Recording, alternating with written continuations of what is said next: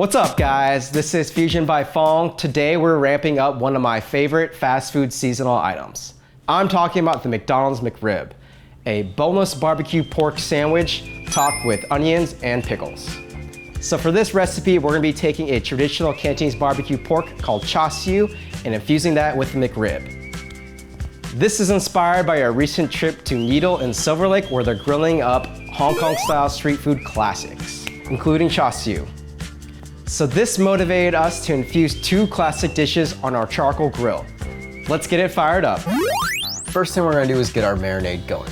Add half cup soy sauce, quarter cup hoisin sauce, half cup honey, quarter cup shaoxing wine, quarter cup red wine, quarter cup oyster sauce, 2.5 tablespoons molasses, 1 teaspoon sesame oil, 1 teaspoon red food coloring. I know it's a lot of ingredients, but bear with me, it's worth it. 1 teaspoon white pepper, 1 tablespoon Chinese 5-spice, half cup brown sugar, half cup water, 5 garlic cloves pressed, 1 cube fermented red bean curd. Don't skip this ingredient. I know it's not typically found in stores, but it's very important. Whisk it all together, pour half the marinade in a bowl, store it in the fridge. We'll use the other half to marinate our ribs, which we will prep now. We're using a nice big slab of St. Louis ribs. The first thing to do is remove the membrane on the back. Use a sharp knife and make an incision at the end. It's quite slippery, so I recommend using a paper towel to peel off the rest. Trim off any excess fat or pieces. To help remove the bone later, we're going to make small incisions on each bone. Throw it in a bag and add half of our marinade. Store it in the fridge overnight. Trust me, it's worth the wait. Adding some more flavor to the mix, we'll prep our pickle marinade. Slice 3 mini cucumbers into 1/4-inch pieces. Add 1/4 cup seasoned rice vinegar, 2 tablespoons soy sauce, half tablespoon sesame oil, 3 tablespoons sugar, 1 tablespoon sriracha, half tablespoon red pepper flakes, 2 tablespoons water. Mix it all together. Set it in the fridge to marinate overnight. On the next day, now that you've got your beauty sleep, start setting up the charcoal. For our charcoal setup, we're using the snake method. Align rows of 2 briquettes around half the grill. Stack another 2 wide row on top, then stack preferred wood chunks every 3 to 4 rows. To get this started, light up 10 to 15 briquettes. Once they are ready, stack it on one side, making sure it overlaps with the first row of unlit charcoal. Add a small foil pan and fill halfway with boiling hot water. Put the grate and thermometer on and cover. Leave the vents fully open. While that's going, let's take out the ribs and let it temper. Now, time to get the dough ready for our bread. We'll start off by making a tangy mixture, a pre-cooked slurry composed of liquid and flour. Add 2 tablespoons plus 1 teaspoon of bread flour plus half a cup of milk.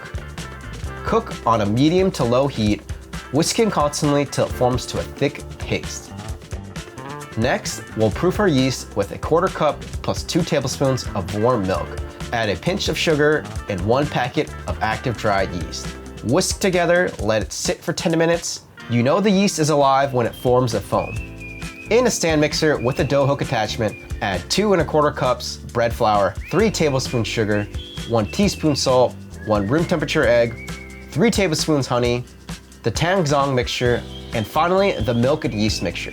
Start off on low, letting ingredients slowly incorporate. Once it begins to form into a ball, add 3 tablespoons of room temperature butter, 1 tablespoon at a time. Increase the speed to medium-low for about 10 minutes. Transfer to a working surface, knead and shape into a tight ball. The dough should have some spring back when you press lightly on it. Transfer it to a lightly oiled bowl and cover. Let it proof at room temperature for about 1 to 2 hours or until the dough has doubled in size. Now that our grill has hit around 250 degrees, grease the grate with an oil-damp paper towel. Add the ribs on the opposite side of the coals. Make sure the meat side is facing up. Add in a thermometer in the middle of the ribs at its thickest point. Make sure it doesn't touch the bone. Cover the grill and leave the vents about 1/3 open to help stabilize the temperature. Back to our dough, which has doubled in size. Punch it down to let the air out. Divide and weigh out into 4 equal pieces. To shape the dough, first start flattening it out and then fold all the sides into the center, pinching the seams together to make a tight ball. Now press down and roll dough into about 5-inch logs. Cover and let it proof for another 1 to 2 hours or until doubled in size.